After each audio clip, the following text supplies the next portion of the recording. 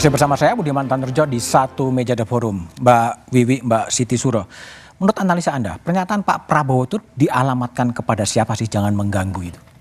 Dialamatkan kepada siapa? Ya, kosakata jangan mengganggu sekarang ini lagi dibedah gitu ya. Di mana-mana didiskusikan. Ini alamat palsu loh, Kak. Don't disturb gitu ya. Kosakata ini menjadi seksi sekarang. Ya. Luar biasa. Kita diminta untuk menjadi ahli memprediksi atau menerjemahkan. Tapi pertanyaan saya ditujuannya kepada siapa sebetulnya, bukan ganggu. Iya, kalau menurut saya kita melihat dalam konteks environment demokrasi ya. Oke. Maka akan ada yang tidak happy dengan kata-kata itu. Oke. Mengapa tidak happy? Ini maksudnya apa ya kan gitu. Kalau jangan ganggu, yang tinggal itu kan tidak banyak yang di luar pemerintah. Makanya mungkin Mas Adian tadi itu paling kurang dalam posisi yang saya melihatnya tidak akan bergabung dengan pemerintah kan itu ya. Arahnya, saya melihat arahnya, bukan kesimpulan. Maka apakah ditujukan kepada PDI Perjuangan? Gitu. Menurut Mbak Wiwi? Lah, ini yang akan menimbulkan semacam perdebatan karena dalam environment demokrasi itu menurut saya justru ini kan perkataan yang disampaikan oleh seorang calon presiden yang akan dilantik. Presiden terpilih. Presiden terpilih. Ya, belum dilantik kan ya. Presiden terpilih. Tentu dengan sistem presidensial sangat powerful Pak Prabowo nanti. Maka setiap kosakata yang keluar dari pernyataan Pak Prabowo, siapapun itu akan mempertimbangkan. Lah khususnya apalagi kan ini dengan PDI Perjuangan dan dengan PKS belum ada pertemuan. Belum ada pertemuan. Sementara dengan koalisi partai-partai yang lain, dengan Nasdem, dengan juga PKB sudah dikunjungi PKB, Nasdem pertama kali. Lah tentu yang tidak berkomunikasi seperti itu bisa menerjemahkan ini diarahkan ke saya ya gitu kan, bisa seperti itu gitu ya.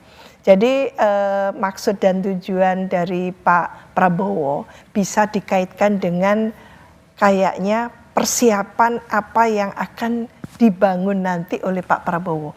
Kelihatannya Pak Prabowo ingin dalam membangun negara bangsa nanti itu pembangunan tidak ingin ada rintangan-rintangan yang berkaitan dengan mungkin gitu ya seolah-olah akan mengkritisi, mungkin lebih dari mengkritisi ya, mengganggu tadi itu bukan mengkritisi. Jadi kalau Pak Prabowo lalu tidak bisa dikritisi, lalu disama sebangun dengan bahasa mengganggu, ini menurut saya sistem kita demokrasi loh. Jadi masih bisa dikritisi kalau kebijakan Pak Prabowo nanti itu tidak tepat, tidak proper kan gitu. Maka tentunya harus ada klarifikasi dari Pak Prabowo supaya tidak ada kesimpulan dari warga negara, dari publik luas ini dan publik akademis juga gitu. Jangan-jangan Pak Prabowo akan mengarahkan gitu ya pemerintahannya nanti itu tidak betul-betul ke sistem yang demokrasi kan itu. Jadi kekhawatirannya ya. Baik, Bung Daniel silakan diklarifikasi. Ya, pertama jelas kok dalam memaknai pernyataan Pak Prabowo itu harus melihat teksnya dan konteksnya. Nah, teksnya itu kan memang pilihan kata Pak Prabowo itu khas pilihan kata orang yang punya latar belakang militer. Dan itu tidak selalu bermakna negatif. Yang harus dipahami adalah mengganggu dalam pemaknaan Pak Prabowo dan beliau berulang kali juga menjelaskan kepada saya itu adalah konteks yang tadi pokoknya ini pakai nalar antagonis. Apapun yang lahir dari rival politik kita dalam hal ini misalnya nanti ada yang tidak di dalam pemerintahan dan yang di dalam pemerintahan itu salah. Yang ingin dibangun Pak Prabowo itu semangat gotong royong tadi, ada bangunan yang beliau sebut dialektika mutual understanding, di mana ada hal-hal yang prinsipil kita bisa bekerja sama, baik itu posisi kita berbeda maupun bersama-sama. Jadi misalnya kita Pak Prabowo ingin fokus pada swasembada pangan. Nah, target ini harus kita bangun kesepahaman. Caranya bisa dikritik, tapi menuju jalan ke situ harus kemudian kita gotong royong. Misalnya Pak Prabowo ingin terus berkomitmen mendorong kemiskinan yang nol. Nah, goal itu harus kita bangun komitmen bersama-sama. Nah, nanti caranya ada yang berbeda, ada yang harus dikritik, monggo. Jadi kalau terkait dengan kritik, sikap adanya oposisi, Pak Prabowo sangat menghormati itu. Bahkan Mas Budiman coba perhatikan berbagai statement Pak Prabowo, bahkan langsung mengkritik kekurangan demokrasi kita. Misalnya Pak Prabowo menyebutkan demokrasi kita messy. Berantakan. Demokrasi kita costly. Demokrasi kita tiring, melelahkan. Itu 3 poin yang selalu disampaikan Pak Prabowo. Ya, dalam itu statement yang dalam maksud untuk mendorong perbaikan dan mendorong kualitas demokrasi kita supaya partisipasi publik itu kualitasnya semakin terbuka, kualitasnya semakin naik. Jadi kalau kemudian orang ini Pak Prabowo adalah ancaman demokrasi segala macam, saya pikir itu justru prejudice yang berbahaya. Kenapa begitu? Karena pilihan Pak Prabowo ketika berhenti dari militer itu adalah jalan politik demokrasi, dan semua track record beliau sebagai seorang demokrat yang ada di Partai Gerindra, maksud saya adalah seorang yang menjunjung tinggi demokrasi, itu ya tidak pernah tuh orang menghina beliau kemudian dipenjarakan. Tidak pernah tuh Pak Prabowo mengancam orang lain terkait misalnya karena mengkritik dan sebagainya. Beliau terbuka, sangat terbuka terkait. Baik, Bung Adian. Ya, apakah memang statement itu memang ditujukan kepada PDI Perjuangan? Nggak tahu, kita mah biasa dituduh Anda apa-apa. merasa itu nggak? PDI merasa itu nggak? PDI Perjuangan sering dituduh apapun, tapi yang jelas apapun tuduhan itu ketika PMK memutuskan kalah, kita nggak rusuh di MK gitu loh. Artinya tuduhan itu biarin aja. Nah, tapi begini Daniel, menurut gua jangan bicara lu bahwa Prabowo tidak begini, tidak begini. Nah itu gua bicara dulu begitu loh. Nah yang kayak begitu jangan dibuka. Karena gue juga punya sekian banyak cerita terkait itu. Ada pengakuan dia, kita amankan sekian aktivis, ada yang kembali, ada yang tidak. Nah jangan, jangan memancing gue membuka cerita sejarah lagi.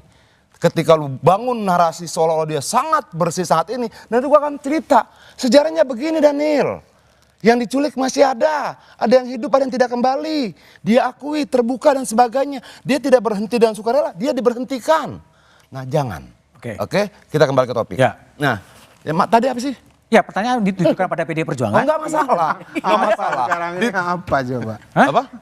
Enggak, terkait itu sudah lalu. Bukan, sudah selesai. Bukan masalah lalu tidak lalu, enggak, tapi kemudian lu bilang tidak pernah ada yang ditangkap.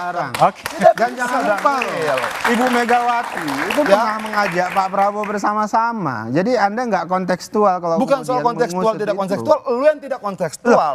Lu seolah-olah membangun sebuah narasi. Saya kontekstual saya itu ya sekarang.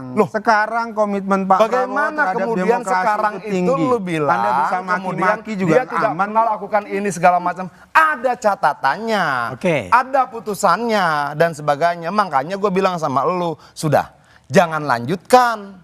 Kita kembali saja pada temanya tentang mengganggu ini. Pak Prabowo terhadap demokrasi hari ini terus dijaga beliau. Sampai dengan detik ini, sampai beliau nanti dilantik jadi presiden, komitmen Pak Prabowo terhadap demokrasi itu tetap tinggi. Jangan, nggak bisa lu berbicara tentang demokrasi itu dalam rentang waktu 1, 2, 3 minggu, 4 minggu, 5, 4, 5, 6 pernyataan.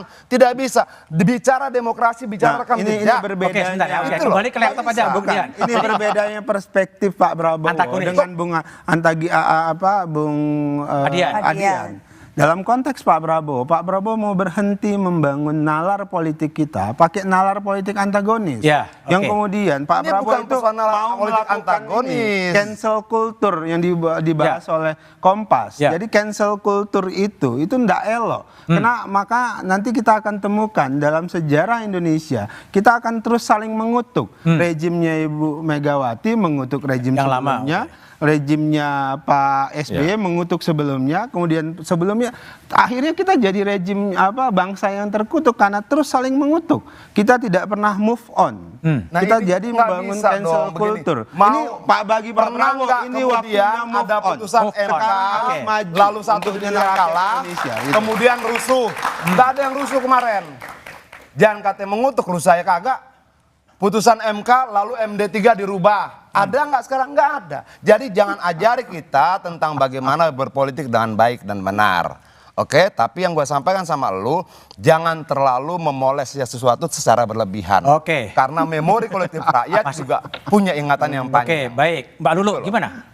Sebetulnya kalau bagi PKB ini dialamatkan kepada siapa sih? Jangan mengganggu, silahkan. Mudah-mudahan nggak ada alamat palsu. Nggak ada apa? Sehingga dicari. Jadi kita bukan mencari mau di alamat siapa. Saya kira gini loh. Kalau Pak Prabowo itu bukan presiden yang terpilih, saya kira kata-kata semacam itu memang biasa ya. Jadi bahkan di kalangan teman-teman kita itu suka bikin goyonan. Lu kalau nggak bisa bantu nggak usah ganggu deh. Tapi kan nggak punya efek dan punya dampak apapun gitu. Jadi karena Pak Prabowo ini adalah presiden terpilih yang konon kemarin itu didukung oleh 96 juta rakyat Indonesia, tentu kemudian ini punya dampak yang sangat serius gitu loh. Apakah kemudian ini memberikan sinyal yang akan bisa dengan mudah ditangkap oleh banyak pihak sebagai sebuah model di mana Pak Prabowo nanti ketika memimpin pemerintahan ini akan mengembangkan pola-pola komunikasi yang memang ya satu arah seperti itu. Jadi sifatnya satu kerjasama, satu gangguan. Kalau tadi Mas Daniel bilang ya bahwa ada nalar antagonistik yang itu sebenarnya ingin diputus gitu, tetapi memang pada saat yang lain Pak Prabowo juga mengembangkan itu dengan pernyataan ini gitu.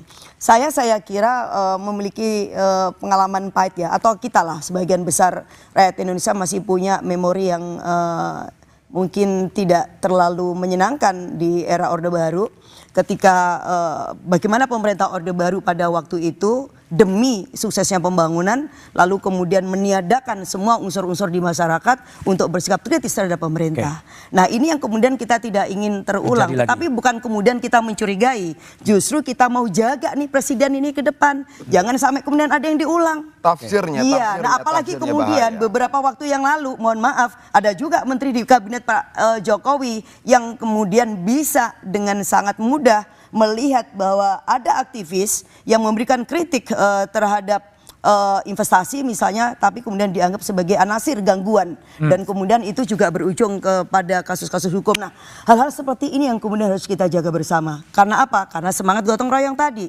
Kalau semangat gotong royong itu saya kira setiap entitas politik akan punya gestur yang bisa berbeda dan itu sah-sah saja gitu loh. Yang namanya partai politik berbeda kan bukan juga teroris. Ya, Oke, dulu gini. Bung Adian. Ya, jadi pernyataan Prabowo memang memicu polemik, tapi apakah yang dimaksud dengan gangguan itu adalah mengkritik? Kita bahas setelah jeda berikut ini.